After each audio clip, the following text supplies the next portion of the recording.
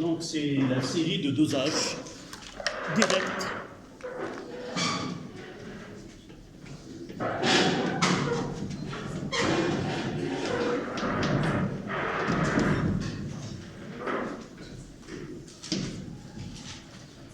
Et dans cette série, on va s'intéresser au lait. Le lait. Certaines vaches peuvent présenter des affections des mamelles et par la suite, le lait sera pas, comme vous allez constater dans les questions, dans la dernière question, est-ce que ce lait sera consommable ou non? Donc, on va voir deux techniques de suivi pour le lait, mademoiselle. C'est urgent, on commence par... qu'est-ce qu'il y a? Non? Donc, essaie de prendre ton cahier d'exercice, voir la série. Venez prendre la feuille d'exercice.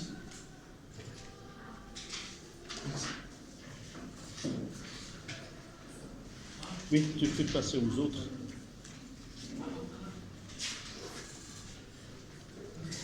Donc, voilà le problème qui incite à faire ce travail-là. Dans certaines étables, lors de la traite, la conductivité de lait de vache est mesurée pour détecter une possible inflammation des mamelles qui rend impropre la consommation de lait. La conductivité de lait dépend essentiellement des ions sodium Na+. Vous allez trouver ces phrases juste au-dessous de graphe.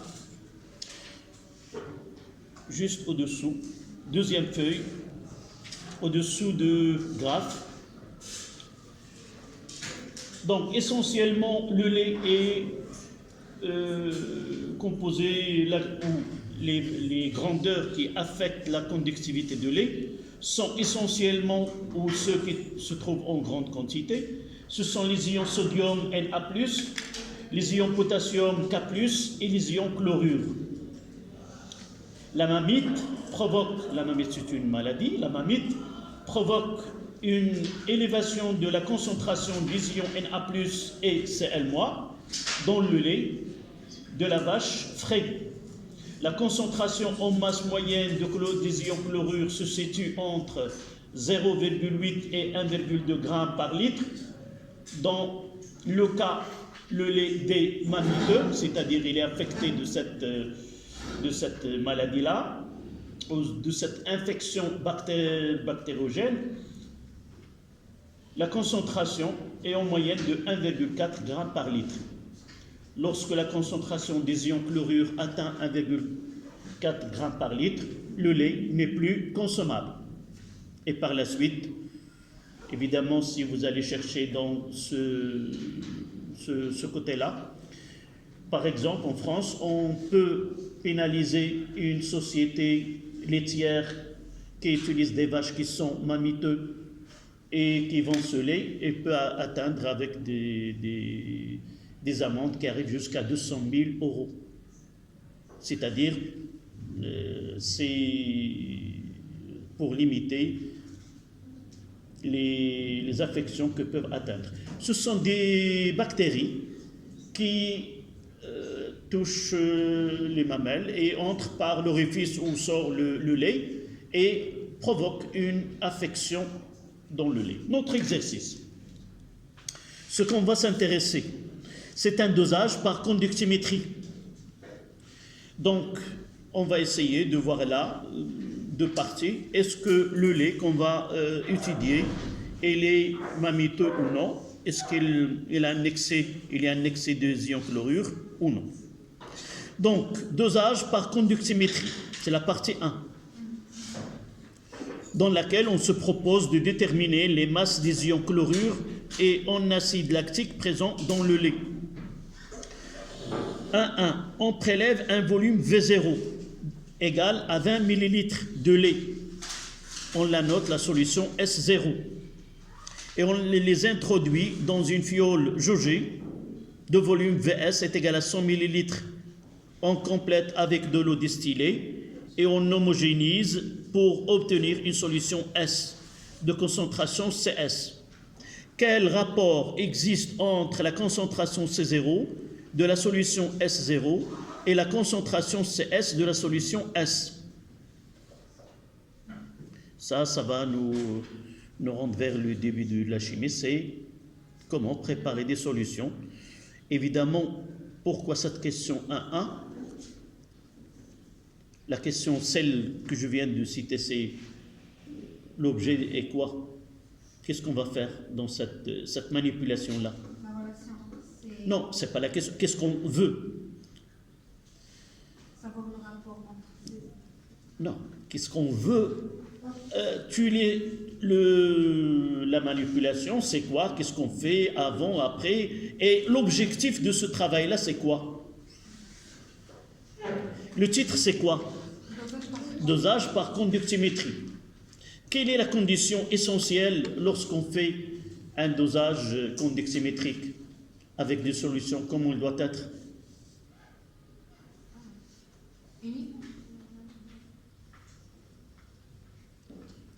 Je vous rappelle que ce travail-là, vous pouvez l'avoir l'année prochaine. Comment suivre par conductimétrie une solution? Et parmi les conditions essentielles, c'est que les solutions doivent être à part. Doivent être non concentrées, doivent être diluées.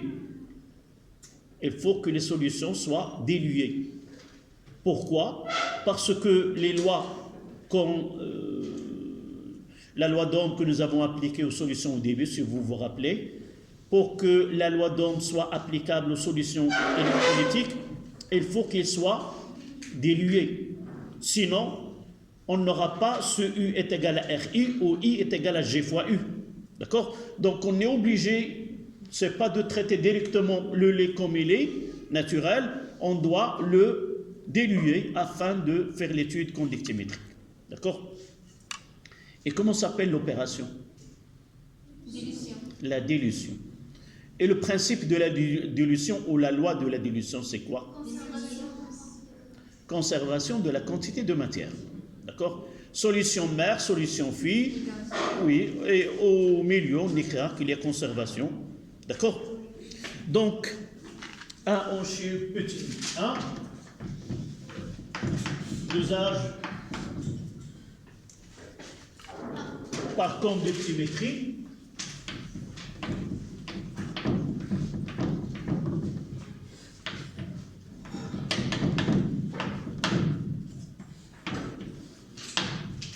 Donc, 1A, dites-moi ce qu'on doit faire.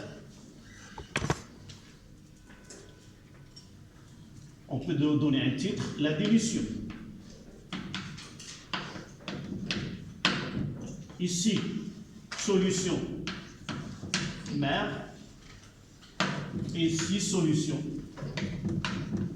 fille.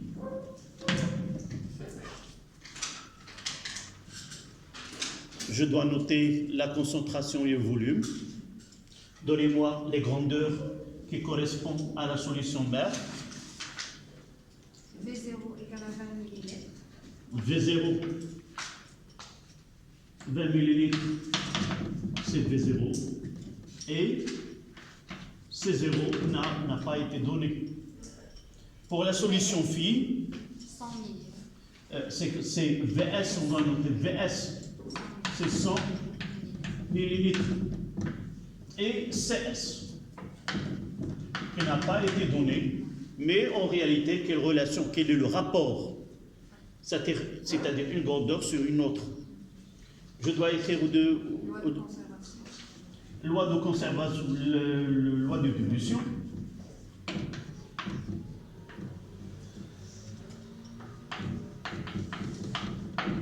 N0 est égal à NS, c'est-à-dire C0 V0 doit être égal à CS VS.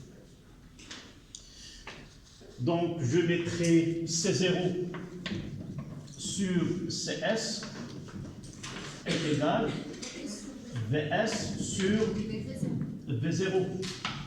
Je connais VS et V0, donc je peux dire que C0 sur CS est égal à 100 divisé par 20, ça donne 5. Ce 5, c'est quoi ce 5?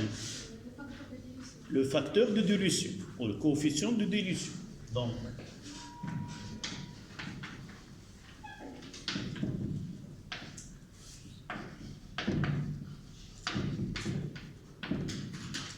et n est égal à 5.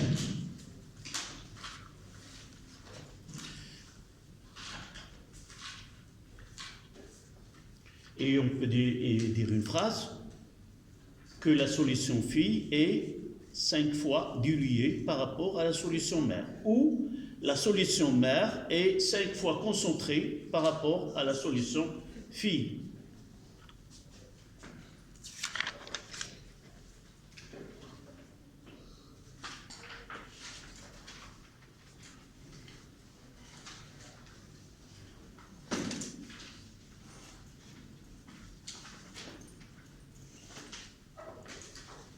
D'accord?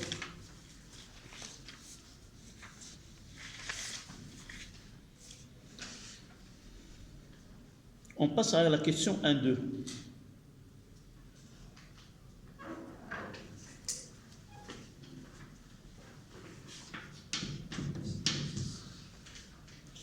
Quelqu'un peut lire la question? Oui? On verse un volume V1 est égal à 10 ml de la solution S dans un bécher et on y ajoute environ 250 ml d'eau distillée. Indiquez précisément le protocole à suivre pour prélever 10 ml de solution S, matière utilisée, manipulation effectuée. C'est-à-dire on fera le schéma que nous avons déjà fait sur le cahier. Avec une petite différence, on va noter là c'est la solution telle, et ainsi de suite, d'accord? Donc on fait le schéma de dispositif expérimental. Vous le faites en même temps que moi.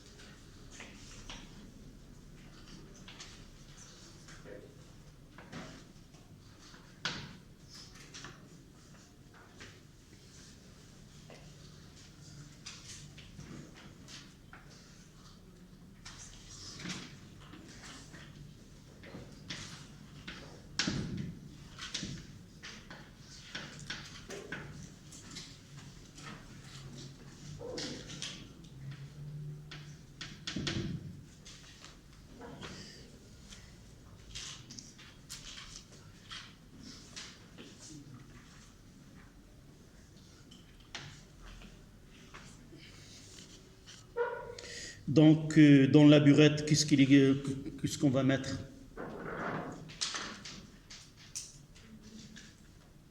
On va doser le lait par le nitrate d'argent. Donc ici, c'est Hg plus NO3-. D'accord?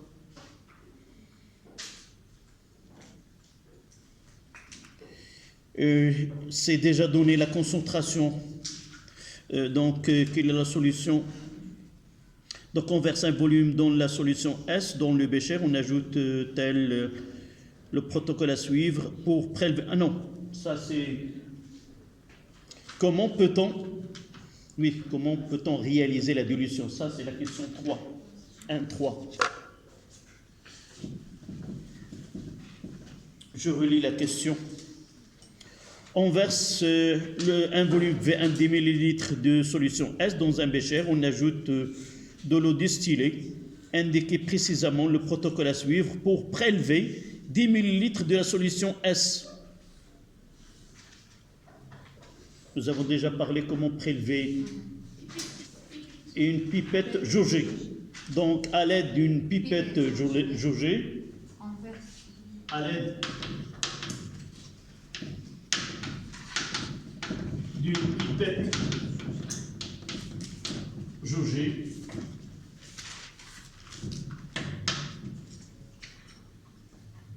on prélève 10 millilitres de solution mère. 10 ml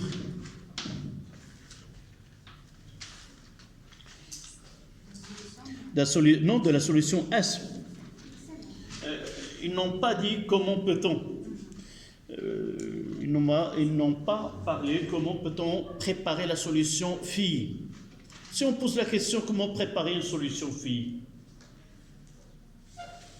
On prélève 10 millilitres de la solution mère. donc le coefficient est de 5.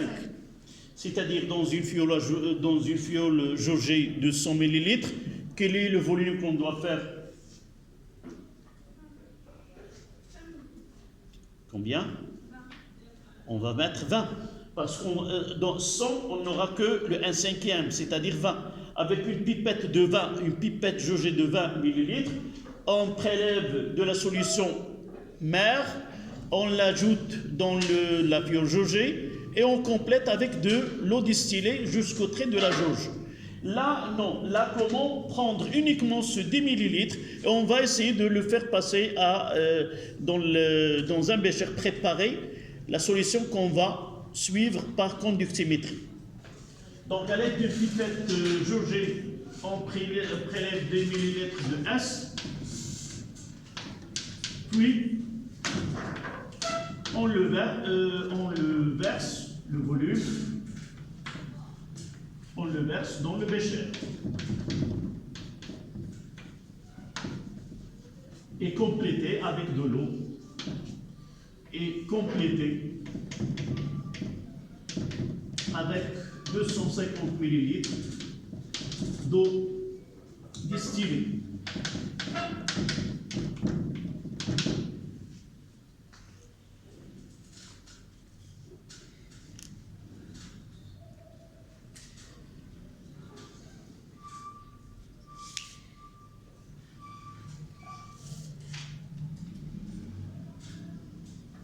Évidemment, là, je n'ai pas parlé de cette pipette et doit être menée d'une poire ou ce qu'on appelle une pipetteur. Là, une pipette munie. Pipeteur. C'est-à-dire un appareil qui permet de pipiter le liquide sans utiliser la bouche. D'accord?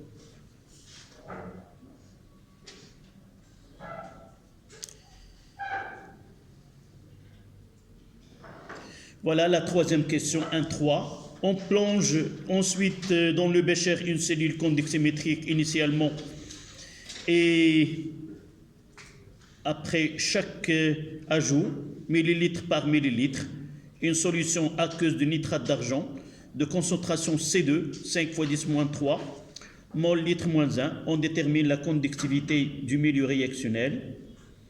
Indiqué sur un schéma annoté le dispositif expérimental à mettre en place. C'est le schéma que je viens de...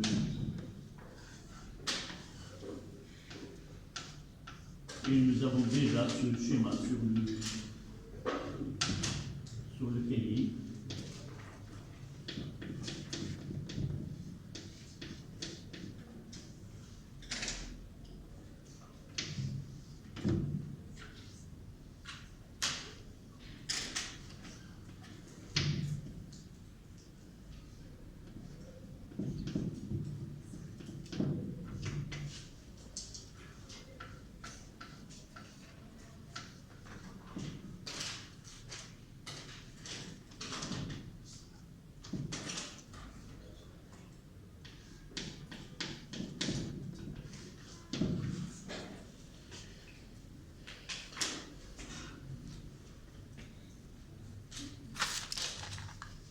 Ici, c'est des millilitres de lait,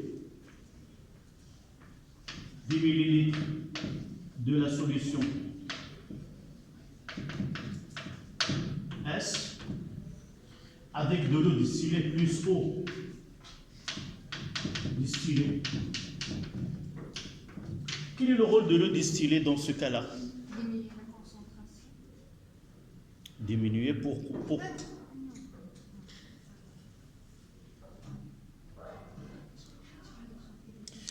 Je l'ai fait pendant la séance, pendant le cours. On fait la sonde, on immerge la sonde de conductimètre.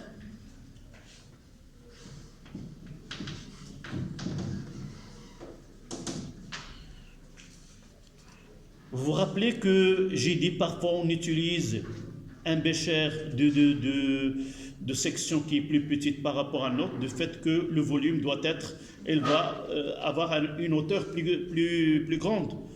Là, pour que la sonde ne touche pas le fond et ne touche pas ce tourbilleur ou ce barreau aimanté, nous avons ajouté de l'eau de telle façon à avoir le niveau ici plus haut.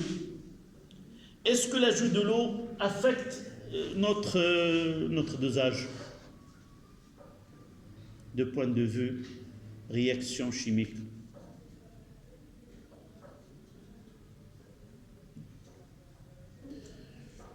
Là, la réaction s'effectue entre le lait et les ions, d'accord, et le nitrate d'argent. Lors du dosage, on va le voir, qu'on parle de la quantité de matière et non pas de la concentration. La quantité de matière, c'est elle qui gouverne les lois de dosage. On va voir par la suite. Donc l'eau, ajouter de l'eau n'affecte en rien le dosage et ne va pas fausser, si vous voulez, la valeur de la concentration qu'on va déterminer ou le volume versé lors de dosage. Donc l'eau, on peut ajouter, généralement vous allez le voir l'année prochaine, de deux manières. D'abord, la première des choses, on ajoute de l'eau pour que la concentration, pour que la vitesse de la réaction va diminuer, ou aussi pour que le niveau de l'eau augmente et l'appareil atteint la solution. Donc la solution de Hg plus NO3 de concentration C2, c'est combien? 5 fois 10 moins 2. 5 fois 10 moins 3. Mol litre moins 1. Là, j'ai dit, c'est l'agitateur magnétique en bas, et là, le barreau est monté. Le conductimètre, c'est obligatoire de mentionner l'appareil de mesure qui est le conductimètre. Conductimètre.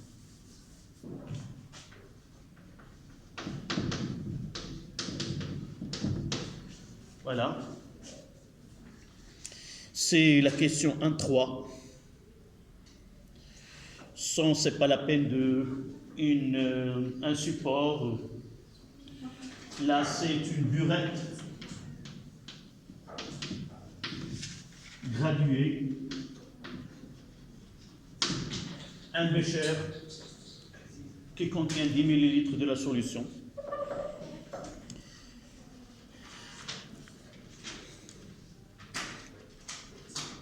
Donc, le suivi conductimétrique de dosage permet d'obtenir la courbe d'évolution de la conductivité sigma du milieu réactionnel en fonction du volume V2. Là, c'est le volume V2. Là, la solution S2, le volume V2 versé.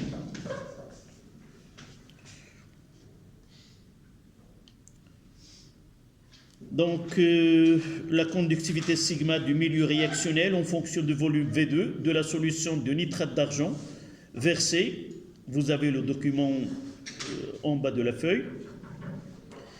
La transformation chimique rapide met uniquement en jeu les ions chlorure et les ions argent selon l'équation HG plus Cl- donne HgCl solide. D'accord? Rappel, le chlorure d'argent HgCl est un solide blanc, pratiquement insoluble dans l'eau, qui noircit à la lumière. Rappelez-vous, nous avons déjà mis en évidence la présence de cette réaction-là, ici. D'abord, avant de passer à la question 1.4, est-ce que la réaction que vous avez ici, c'est une réaction acide-base ou d'oxyde de réduction?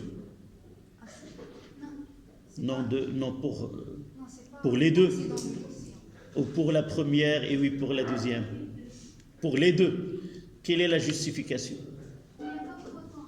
D'abord, il n'y a pas de proton H+, il n'y a pas même pas de l'élément H. Elle reste à vérifier s'ils sont d'oxyde de réduction. Il n'y a pas un transfert d'électrons, donc ce n'est pas... Oui, évidemment. Pourquoi? Tout simplement, si nous écrivons HgCl solide, c'est un solide qui est ionique. C'est-à-dire, entre parenthèses, Hg plus Cl-. Donc, dans ce cas-là, c'est une réaction de, nous l'avons déjà appelé, des ions qui passent de l'état ionique à l'état solide. De dosage.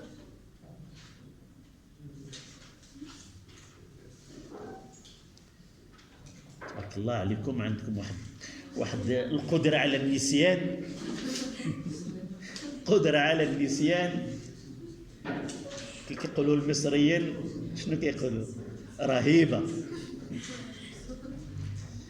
تعقلوا فاش تكلمت على دي زيون كومباتيبل دي زيون نون كومباتيبل، ايونات متلائمة وايونات غير متلائمة.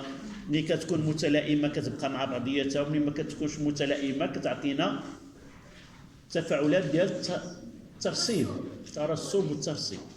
C'est une réaction de précipitation. D'accord? Ni acide, ni base, c'est une réaction de précipitation. Des ions non compassibles se trouvent dans une solution, conduit à un précipité, à un solide. Même, je parle là, la soude pour refaire, je ne sais pas combien de fois. D'accord? Donc on passe à la question 1.4. Autre remarque que peut être le sujet d'une question. Pourquoi on dit une transformation rapide et met uniquement en jeu les ions Cl- et les ions Hg+? Pourquoi on précise ceci? Oui? Oui. يلا وات Et parmi les caractéristiques de dosage, rapide et ignorant. Voilà. Soit on va la qualifier, la réaction de dosage est, dans ce cas-là, on n'est pas obligé de dire qu'il est univoque et qu'il est rapide, mais dans ce cas-là, ils ont parlé de la réaction, la transformation chimique. Mais ce n'est pas toute transformation chimique, elle est utilisable comme réaction de dosage. D'accord? Donc si nous disons la réaction qui modélise le dosage est, on l'écrit. Mais dans ce cas-là, on parle d'une transformation chimique, elle doit être rapide et univoque entre les ions chlorure et les ions Hg+. S'il te plaît, tu changes de place assez. Non, change de place. على الأقل تبع معايا. Mais si tu as quelque chose de là بد تحدث انت وياه. À l'extérieur, il y a un très bon ياك واحد الجو من داك الشيء ماشي بحال هكا. وجلسوا مع راساتكم. Essayez de discuter. D'accord? Voilà. Quelle est l'origine de la conductivité initiale de la solution? Je vous rappelle que cet exercice-là, c'est un exercice tiré du baccalauréat française. Eux, elles traitent le dosage par conductimétrie au niveau de baccalauréat. Nous, on le traite au niveau de première année bac. L'autre, ce que vous allez étudier, c'est le dosage pH-métrie, mais là, il est compatible. Pourquoi je dis ça? Parce que les exercices du baccalauréat, ils commencent par une introduction, des informations qui sont utiles parfois à répondre à certaines questions. J'ai lu tout à l'heure, mais la phrase, je l'ai écrite juste au-dessous de ce graphe. J'ai dit quoi? Que parmi les ions essentiels dans le lait, il y a les ions Na+, les ions Cl- et les ions K+. Donc, pour répondre à cette question, il faut lire, mais au baccalauréat, certains élèves, ils disent que cette introduction, ça n'a rien à voir, des informations, je n'ai pas besoin, mais généralement, il y a des réponses dans cette introduction. Toujours, il y a un exercice, on commence par un petit document dans lequel il y a des informations à utiliser par la suite. Donc, qu'est-ce qu'on va écrire? D'après le texte, quoi? Les éléments essentiels qui contribuent dans la conductivité du lait sont Na+, Cl- et K+. Donc là, c'est N4. Les ions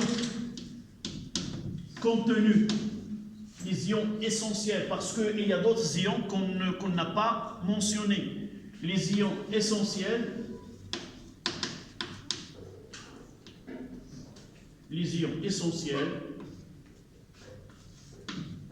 qui contribuent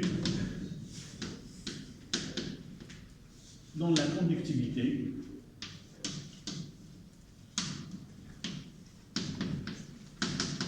du lait sont Na+, Cl- et K+. Les ions sodium,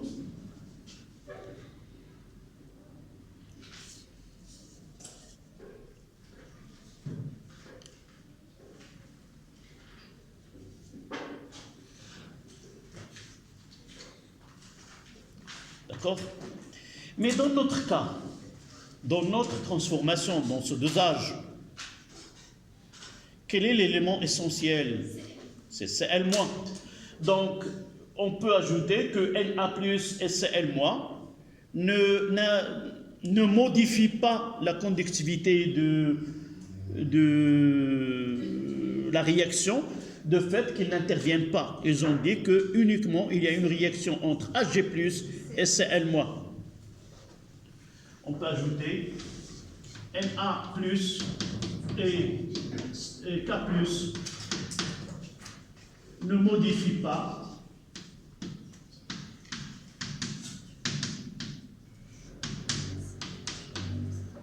sigma au cours de dosage. Ne modifie pas la conductivité au cours de dosage. Et même parfois on dit au cours de titrage. Vous savez la différence entre les deux?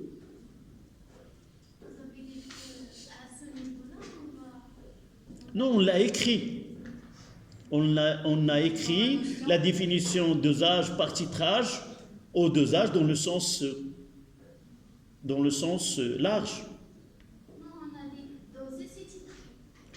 J'ai dit on peut, mais en réalité, dosage par titrage, c'est lorsqu'on se base sur une réaction chimique. Dosage par titrage. D'accord? Voilà. Mais j'ai dit, lorsque vous trouvez dans un exercice, on fait le titrage là, vous pouvez dire, mais si on vous pose la question, quelle est la différence entre le dosage et le titrage, là, vous devez exprimer. Donc, 1,5. En utilisant les valeurs de conductivité molaire ionique données ci-dessous, interprétez la variation de la valeur de la conductivité sigma au milieu réactionnel au cours de dosage. Je reproduis le schéma que vous avez sur la feuille.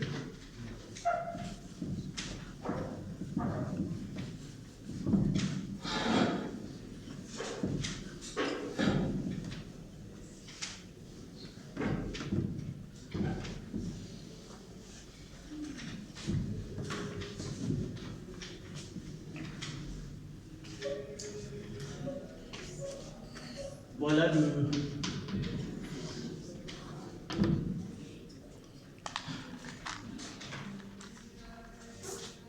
Là, c'est sigma en millisiemens centimètre moins 1.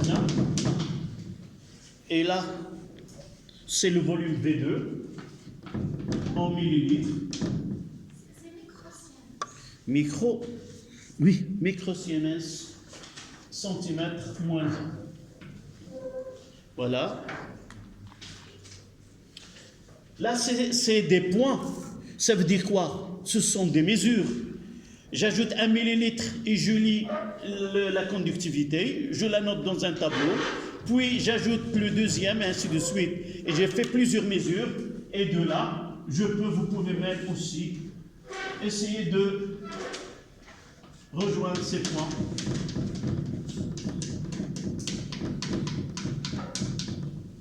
D'accord? C'est pas le même que vous avez sur la feuille, mais je le fais pour faire l'interprétation.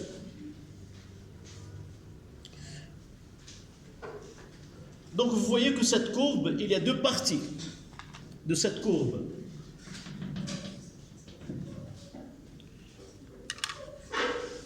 Nous n'avons pas traité pendant le cours et je l'ai laissé exprès, on le verra dans un exercice. D'accord? Donc, qu'est-ce que nous pouvons dire? Que là, il y a deux parties, partie 1 et partie 2. On doit donner une justification. Pourquoi la conductivité dans la partie 1 diminue? Et juste après, là, ce point qu'on va, c'est le point d'équivalence.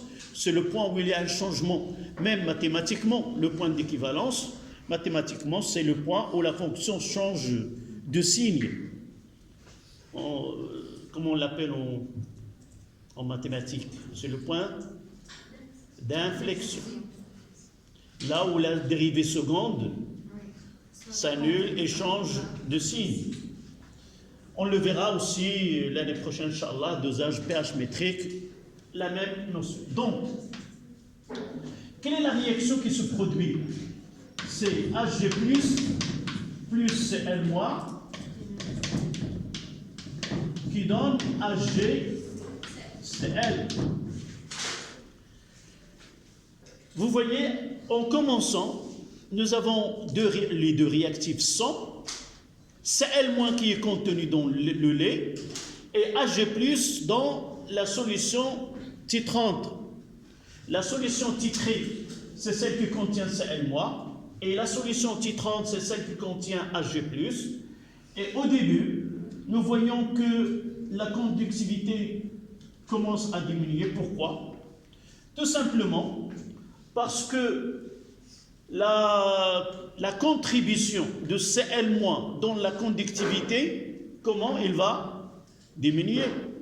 D'accord? Et n'oublions pas, lorsque chaque Hg+ entre dans la solution, il entre avec Hg+ quoi? NO3-. Lorsque j'ajoute là, c'est Hg+ plus NO3-, Hg+ avec Cl- donne HgCl et celui-là reste libre.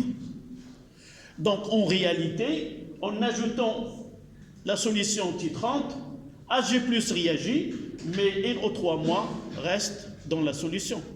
En quelque sorte, elle va augmenter aussi quoi? La conductivité. Cl- diminue et NO3- augmente. En général, ça sera une augmentation ou une diminution.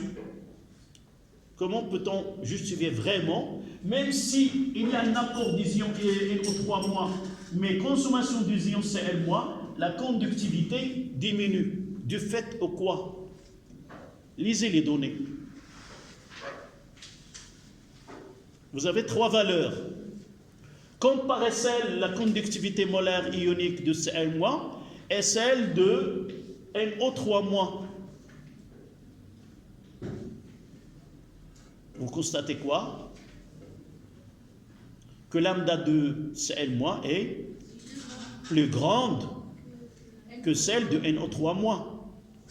Même si un ion NO3- remplace un ion Cl-, mais de point de vue conductivité, elle va diminuer. On remplace un ion d'une grande contribution par un ion qui a une petite contribution. Donc globalement, il y a une diminution de conductivité. Et en arrivant à ce point-là, c'est le point le plus bas, c'est-à-dire que la conductivité ne peut pas diminuer au-delà de cette valeur-là, tout simplement pourquoi? Parce que l'élément qui donne cette diminution, c'est le responsable de cette diminution, c'est le Cl-. Et puisque la courbe ne continue pas de distance, c'est qu'il ne reste plus de Cl-. Et à partir de là, il commence à augmenter. Pourquoi? Parce qu'on ajoute Ag plus et Cl- et ne réagissent pas. Et par la suite, elles donnent une augmentation de la conductivité de la solution. D'accord? Donc il nous reste à comment dire ceci? C'est compris? Donc là, les ions qui participent dans la conductivité, c'est Ag+, Cl- et NO3-. NO3-, il entre dans la solution comme ion, si vous voulez, spectateur. Mais la conductivité ne connaît pas c'est les spectateurs, non. Un ion qui entre dans la solution, il va contribuer dans la conductivité. Donc vous pouvez écrire. On ajoute des ions Ag+, et NO3-. On ajoute des ions Ag+, et NO3- dans le milieu.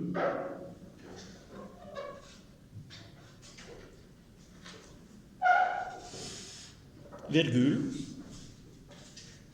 Les ions Ag+, réagissent. Les ions Ag+ réagissent avec les ions Cl-, les ions chlorure.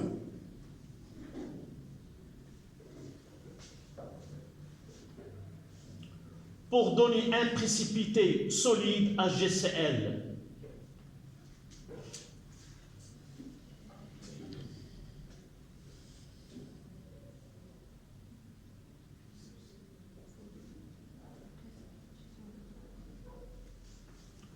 Virgule. Évidemment, sans dire que AgCl ne contribue pas à la conductivité de fait qu'il est un corps solide. Uniquement les ions qui contribuent à la conductivité. Virgule. La concentration des ions chlorure, diminue au cours de dosage.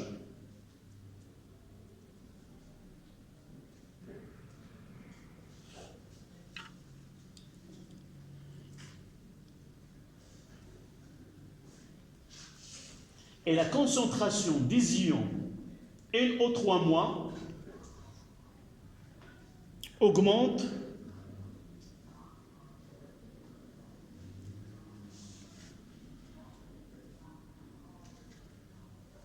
augmente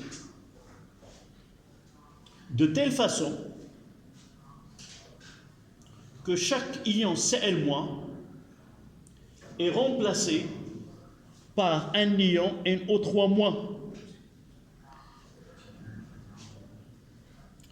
Qu'est-ce que c'est? لا نشوف نعرف كنت ماشي من هو الكتاب.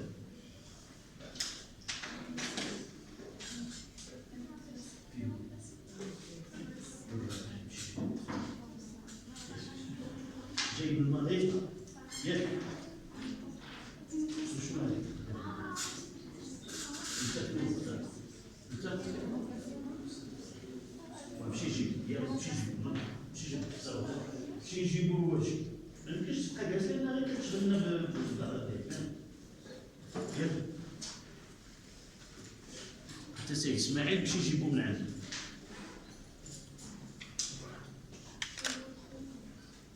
يلا على الاقل تكون جبتي ورقه ولا دفيتو وكتبتي. شنو كتكتب؟ ما كتكتب والو ولدي.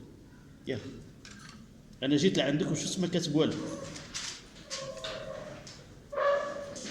يلا nous avons la dernière phrase s'il vous plaît. La concentration de NO3- augmente de telle façon que chaque ion Cl- est remplacé par l'ion NO3-. Et qu'est-ce qu'on va écrire maintenant? Et puisque lambda de NO3- et puisque lambda de NO3- est inférieur à lambda de Cl-,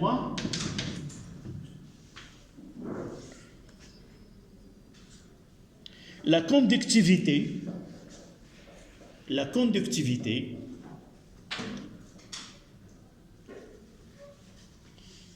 diminue, mais faiblement. Diminue, mais faiblement.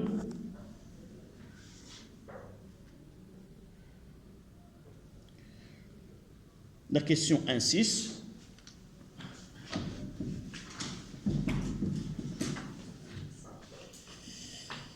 Ainsi, quel événement correspond au point particulier apparaissant dans la courbe sigma est égal à f de V2? On vient de le dire. C'est ce point. On va le noter E. Et là, ici, c'est V2E. Et si vous voulez, là, c'est sigma E à l'équivalence. V2E. V2E. Le volume ajouté à l'équivalence.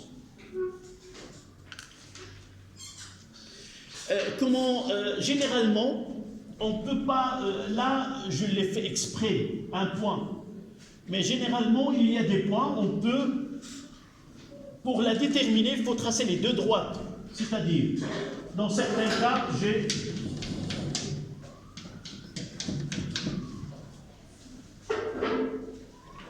c'est essentiel ou c'est obligatoire de faire ces deux.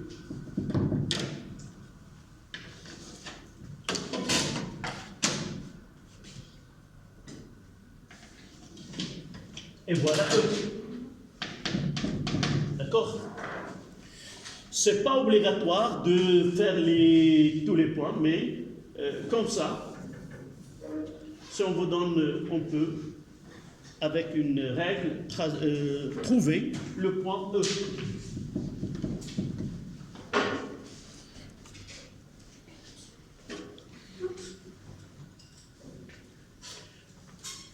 Donc on écrira ainsi. La conductivité. La conductivité de mélange réactionnel. La conductivité de mélange réactionnel passe par un minimum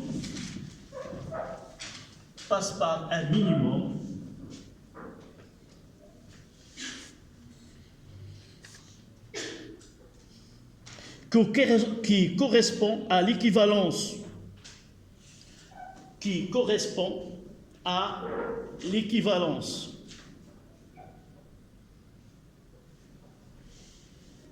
Deux points.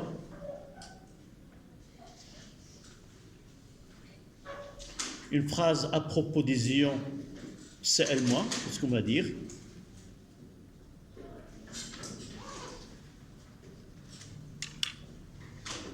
Tout, et vous complétez,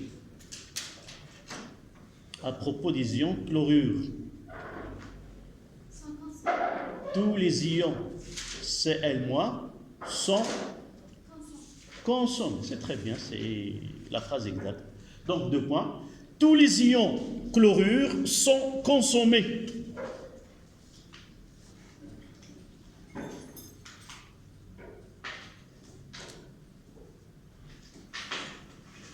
Un 7.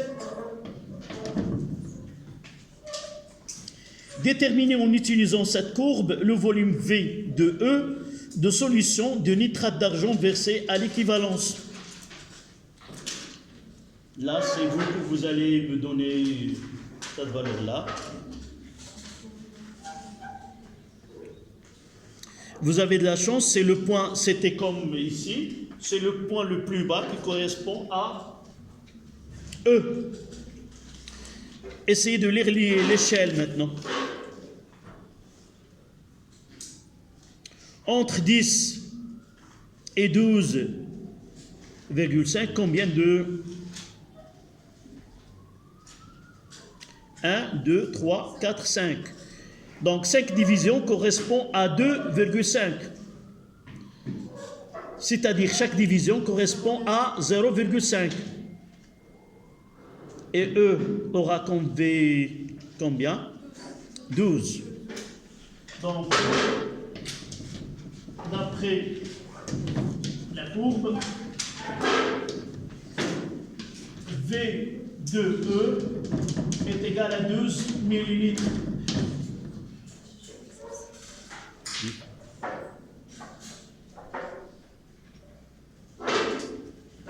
Ça, c'est la question 1,7. 1,8. Quelle est à l'équivalence la relation entre les quantités de matière des ions Hg+ introduits et la quantité de matière en ion chlorure initialement présent?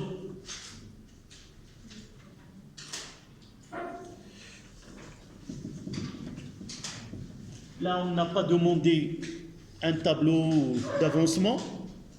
Je peux utiliser Hg+ plus Cl-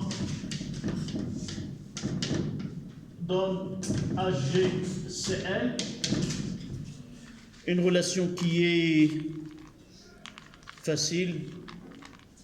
Qu'est-ce que je dois écrire?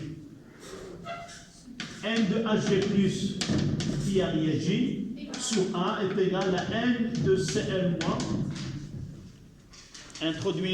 qui a réagi avec celle qui a été introduite. Tout simplement, c'est la quantité de matière. Là, c'est la quantité, je vais utiliser quantité de matière en ion chlorure initialement présent. La quantité de matière, oui, oui.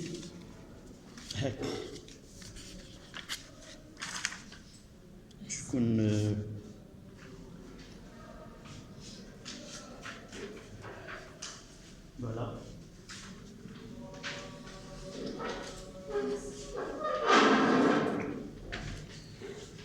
Initialement présent, c'est la phrase qui ont initialement présent.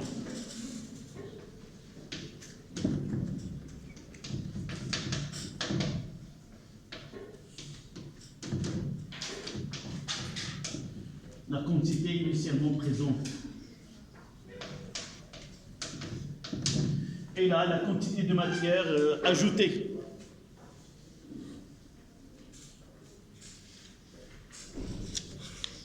Voilà, on passe à la question suivante. On peut l'exprimer d'une autre manière avec les données de l'exercice. N de Hg+ N de Cl- est égal à la quantité de matière, c'est C2 fois VE, V de E. Donc la quantité de matière, c'est C2 fois V de E.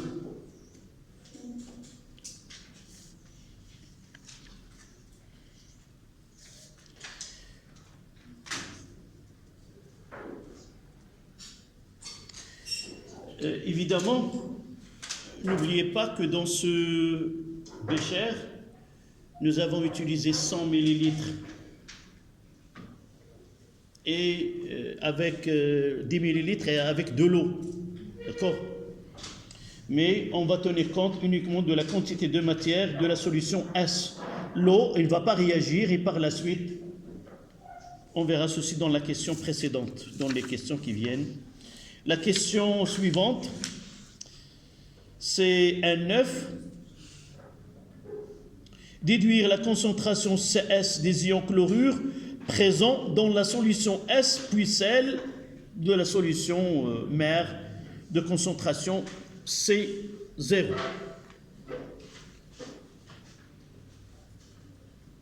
C'est la question 1-9. Comment on va répondre?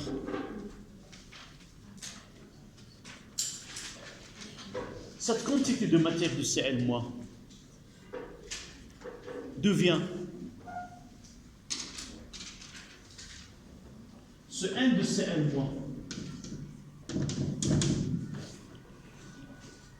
c'est la quantité de matière initialement utilisée.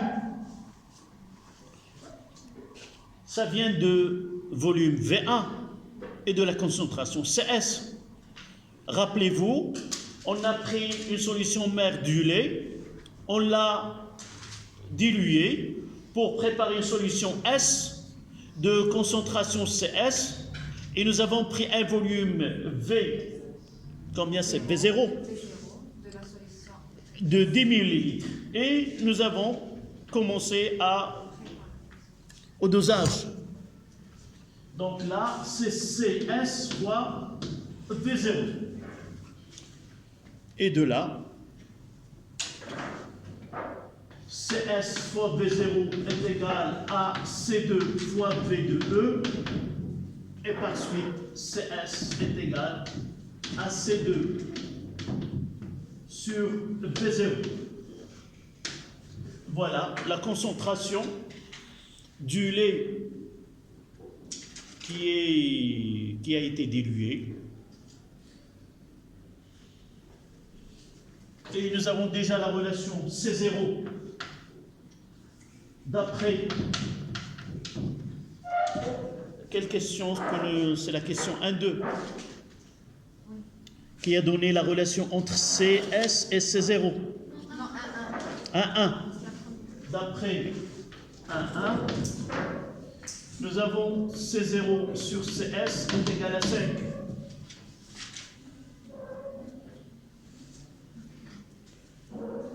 Et de là, C0 est égal à 5 fois CS, c'est-à-dire que C0 est égal à 5 fois C2 fois V2E sur V0. Voilà l'expression. Oui. Nous avons prélevé un volume V0 d'une solution S0 de concentration C0. Oui, comme Nous devons avoir C0 fois V0. C0 qui est le V1, oui, c'est V1. Là, c'est V1, V0 de la solution mère. Et V1 de la solution, là, c'est V1. Reviens au schéma même ici. Est-ce que c'est... Je reprends, mademoiselle, je reprends. J'ai la solution S0 et de concentration C0. C'est quoi? C'est le lait tel qu'il a été traité de la vache après la traite. D'accord? On a fait une dilution. Nous avons préparé une solution S. Là, on a pris un volume V0 et là, de concentration CS. Et nous avons pris un volume V1 que nous avons dosé. Donc la quantité de matière dosée dans le bécher, c'est CS fois V1. Là, c'est un volume à partir duquel nous avons, si vous voulez, nous voulons préparer une solution diluée. D'accord? Mais là, dans cette relation-là, c'est la quantité de matière dosée, et la quantité de matière dosée, c'est la concentration de la solution que nous ne connaissons pas, mais le volume, il est connu. Nous avons pris un volume V1. D'accord? Il suffit de rappeler les étapes et les questions. D'accord? Donc, c'est V1 et non pas V0. Voilà. On fait l'application numérique.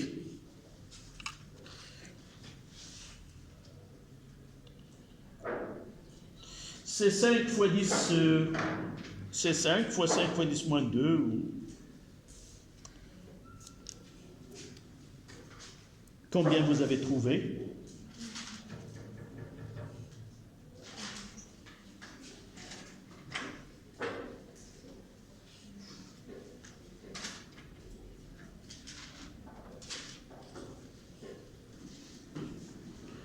Donc je prendrai ma calculatrice.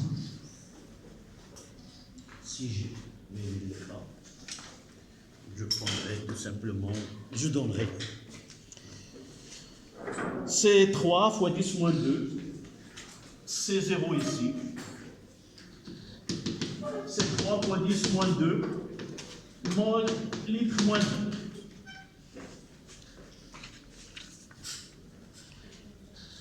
D'accord? Si vous avez fait les calculs, mentionnez que c'est exact, c'est la valeur. Donc on passe à la question indice.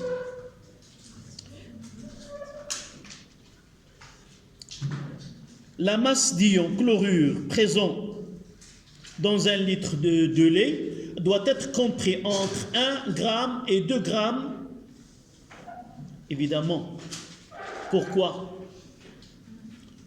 Doit être compris. En réalité, la phrase n'a pas été complétée. Rappelez-vous ce que nous avons discuté au début. Oui, parce que si... Oui. des ions de chlorure, Oui. Pour que le lait soit... Oui. Que la vache soit saine, il faut que le taux ou la concentration massique des ions chlorure doit être entre 1 et 2. Monsieur, ici, nous avons, doit être situé entre 0,8 et 1,8. L'énoncé d'exercice est compris entre Oui. 1 et 2. Oui, là j'ai pris deux exercices. Vous voyez que celle-là, elle est au début de celle-là. Donc on va essayer de travailler avec les données. Généralement, là, la phrase doit être complétée.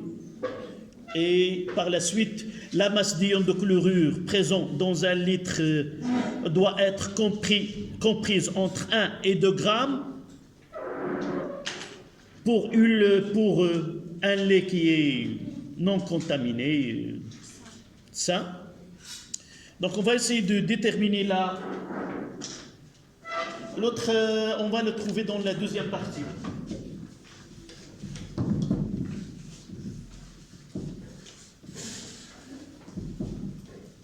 Donc la concentration massique,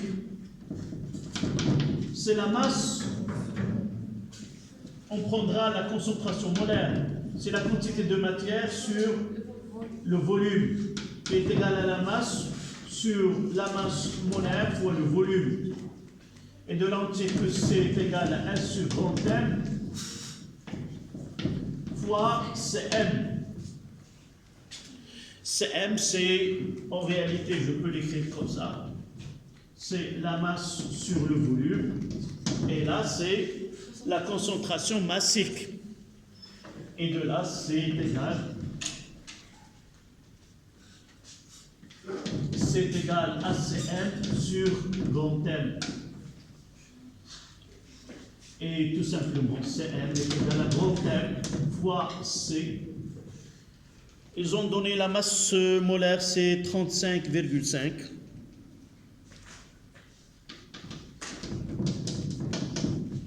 Fois 3 fois 10 moins 2. Et ça donne combien?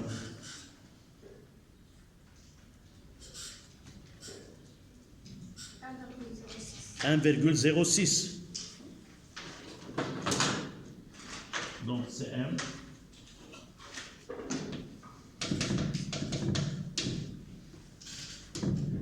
Gramme litre moins.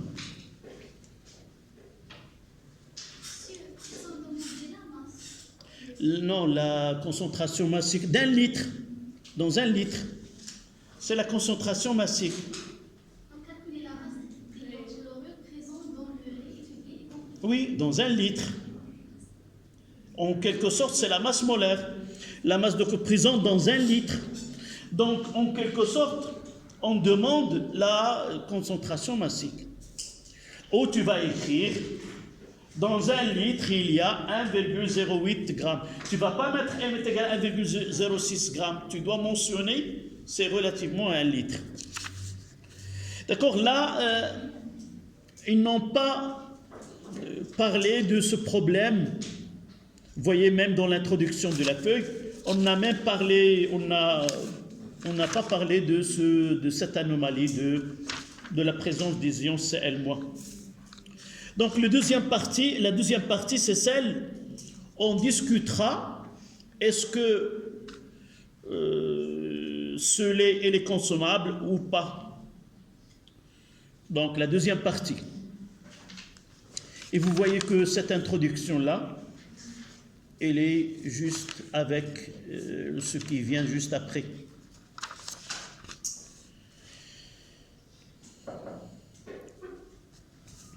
Donc, deuxième partie, dosage de l'acide lactique.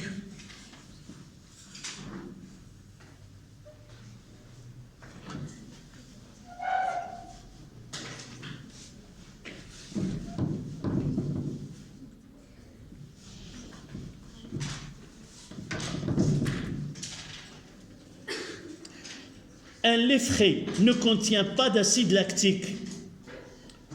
En vieillissant, le lactose présent dans le lait se transforme en l'acide lactique, noté par la suite HA. On le verra l'année prochaine, Inch'Allah, on peut donner sa formule chimique, même, ce n'est pas un problème de donner sa formule chimique. On dose l'acide lactique. Je كنعنيو بالاسيد لاكتيك هو الحليب كيكون طري وإلا هذاك الكاي كيروب. السبب ديالو هي كاين دي بكتيري كي كونفيرتي لو لاكتوز اون اسيد وكنقولوا الحماض. هاد الكلمه اللبن حامض ولا كل ما كان حامض راه هاد الاسيد لاكتيك le taux de cet acide il augmente au cours du vieillissement du lait. On dose l'acide lactique considéré comme le seul acide présent dans le lait étudié par une solution d'hydroxyde de sodium Na+, plus HO-, qui est la soude, de concentration 5,10-2. On prélève un volume VA, 20 ml de lait, que l'on place dans un bécher et on suit l'évolution de pH en fonction de volume VB de la soude. De 1, écrire l'équation de la réaction qui se produit lors du mélange. Quelles caractéristiques doit présenter cette réaction pour être adaptée à un dosage?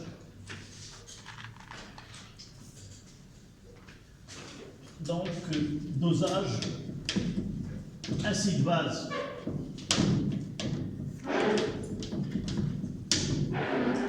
De fait que la formule n'est pas simple, généralement, il y a des acides qui ont des formules une formule qui est assez complexe, et par la suite, au lieu de parler, de donner l'expression, on n'utilise que HA. D'accord? Elle réagit avec quoi? Avec HO-. Est-ce que je vais mettre une seule flèche ou deux? On sait. Là, on sait. On fait le dosage. Et juste après, ils vont vous rappeler quelles sont les propriétés ou les caractéristiques d'une telle réaction. Total, donc, un seul flèche. Donnez-moi les produits. A- plus H2O. A- AQ plus H de jour, qui est liquide. Et là, AQ, et là, AQ, avec une seule flèche. C'est une réaction, la réaction de dosage.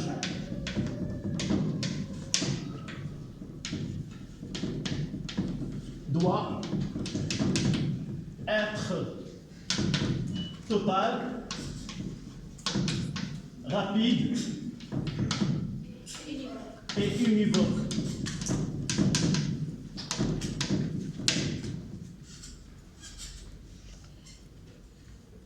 Il nous donne les valeurs, on obtient les valeurs de table dans le tableau suivant.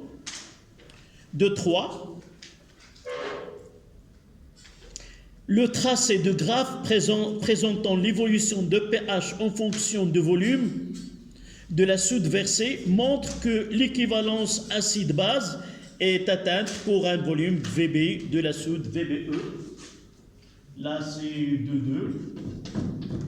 VBE est égal combien? 12 millilitres. Et nous avons CB, c'est 5 10 moins 2.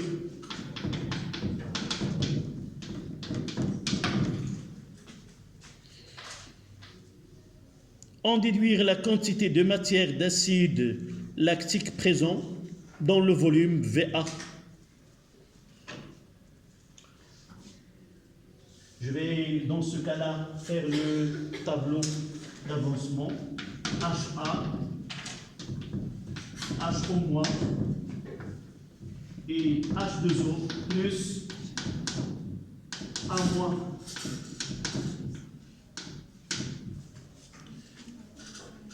Là, c'est un acide, on utilise CaVa. Et là, là-bas, c'est CbVb. Là, c'est dans le bécher. Et là, c'est dans la burette. Là, au début. Comment? CA fois VA. D'accord? Là, c'est CaVa moins X. CbVb moins X. Là, en excès, là c'est solvant, et là ça sera X. À l'équivalence, on va mettre CaVa moins XE, CbVb moins XE, XC, et là XE. Là, c'est l'équivalence.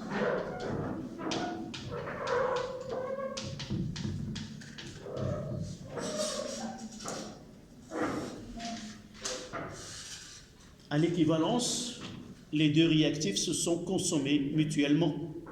Ça veut dire quoi? CaVa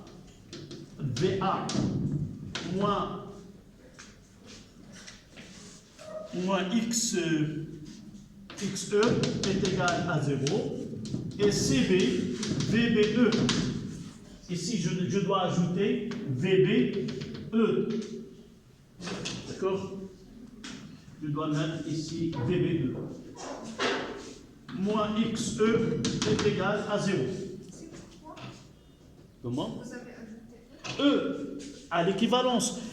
Parce que le titran se trouve dans la burette, V1, V2, V, mais au niveau de, lorsqu'on arrive à l'équivalence, on mentionne que le volume à cette étape-là, c'est V à l'équivalence.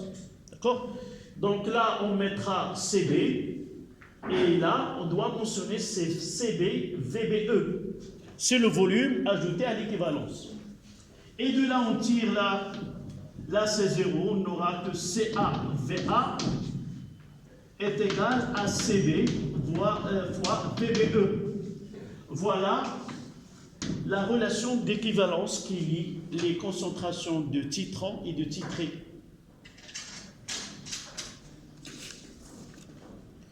Et de là, on peut calculer la valeur de C.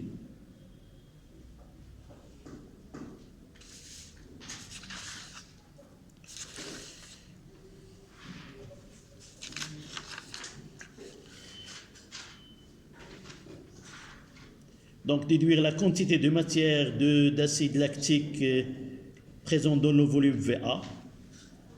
Donc la quantité de matière N de lait est égale à CV fois VBE. Et aussi CA fois VA est égal à CV fois VBE. Est-ce qu'ils ont demandé de la calculer? Oui.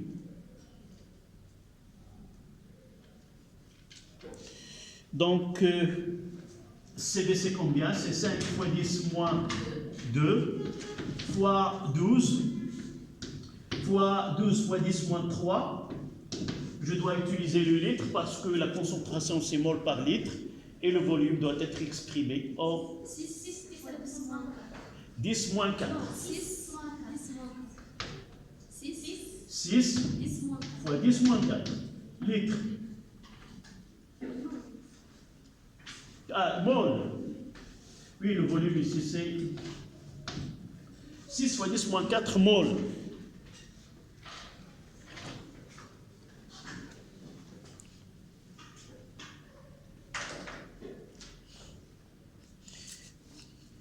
De 4. On considère qu'une lait, là on va utiliser ces données. Dans l'exercice précédent, on n'a pas parlé de lait, est-ce qu'elle est frais ou non. On considère qu'un lait frais a une concentration en acide lactique inférieure à 1,8 g litre moins 1. On donne la masse molaire. La masse molaire de l'acide lactique, c'est 90. Quelle est la masse d'acide lactique présente dans un litre de lait et conclure?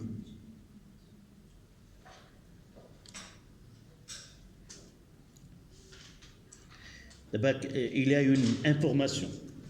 La première des choses, ils nous donnent une information. Ils disent que le lait est frais et on peut le considérer comme un lait frais lorsque la masse de l'acide, la concentration massique de l'acide lactique ne dépassera pas 1,8 g par litre. La question, est-ce que le lait que nous venons de doser est frais ou non? Donc d'abord la concentration molaire, puis la concentration massique. Cette quantité de matière de lait, N de lait, est égale à quoi? Est égale à CA fois VA, qui est égal à 6 fois 10 moins 4. Donc CA est égal à 6 fois 10 moins 4 divisé par VA. Combien le volume que nous avons dosé? 20 millilitres. Donc ça sera 6 fois 10 moins 4 divisé par 20 fois 10 moins 3. Combien? 0, donc CA est égal à 0,03 mol litre moins 1. Et si nous voulons CM, ça sera grand M fois CA. D'accord? Exactement comme nous venons de faire avec ces 90 fois 0,03. Combien? 2,7. Donc CM, c'est 2,7 grammes litre moins 1. هذا الحليب لاش غادي يصلح؟ شنو ولا دابا؟ ولا البن؟ واش نصوبوا به شي قهوه حليب ولا نصوبوا به؟ لا الاحسن نديروا به شنو؟ لاش كيصلح البن؟ شي زلافه ديال سايكو صح. هذا لاش غادي يصلح؟ Il ne sera considéré comme du ben ou de lait caillé. Donc, la phrase qu'on va écrire, le lait, tout simplement, le lait n'est pas frais.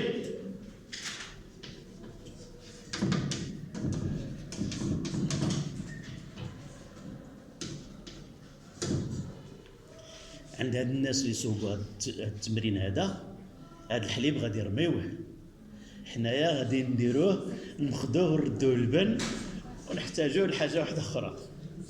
هذا هو الفرق ما بين الثقافات ونظام الاغذيه مختلف. دونك لو لي ني با فري، mais on peut avec ce lait là préparer de yaourt. ياك كاين شي وحده فيكم هنايا كتصوب شي شهيوات ولا والو؟ vous passez à la cuisine ou oui. ايوا فكروا كيفاش شي مرات تقولوا لنا هذا الحليب هذا شنو الوصفه اللي نديروه، جبرناه ما صالحش n'est pas frais. Comment on doit avec ce lait qui n'est pas frais préparer quelque chose qui est consommable. Voilà le dosage direct. Le mercredi, Inch'Allah, on fera un dosage qui est indirect. Et pour l'information, le programme, c'est le dosage direct. D'accord ?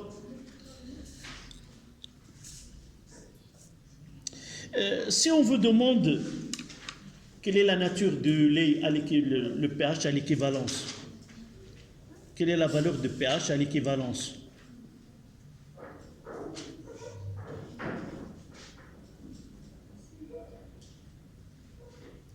C'est-à-dire, on va revenir à ce tableau.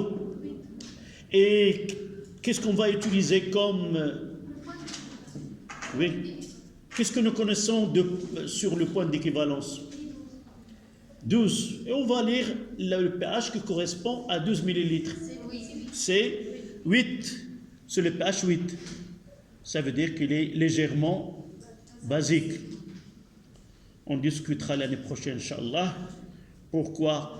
Dans le dosage, soit on peut avoir le point d'équivalence qui est neutre, pH 7, soit le pH à l'équivalence lorsqu'on fait le dosage d'un acide par une base pH était supérieur à 7, ou lorsque la solution basique, on la dose, on trouvera un pH qui est inférieur à 7. Dans ce cas-là, l'acide, d'abord, on doit dire que cet acide-là, il est un acide faible. Si on dose un acide et le pH à l'équivalence n'est pas 7, c'est un acide qui est faible. C'est-à-dire, il existe dans le mélange en présence de quoi? De sa base conjuguée. Si un acide est fort, il n'a pas de base conjuguée. Si une base est forte, il n'a pas d'acide conjugué. Il est seul. C'est pour cela qu'on a un pH qui est égal à 7. Donc là, le lait, dans ce cas-là, il est à l'équivalence et de 8, pH est égal à 8. D'accord? Donc pour le mercredi, je vais vous envoyer là, un exercice, parce que 45 minutes. C'est comparer l'acide, le vitamine C, dans une orange et dans un comprimé. Combien doit manger de comprimé d'orange pour l'équivalent d'un comprimé de... Non. Donc on va essayer à répondre à cette question. Combien d'oranges sont équivalents à un comprimé de vitamine C, soit C1000.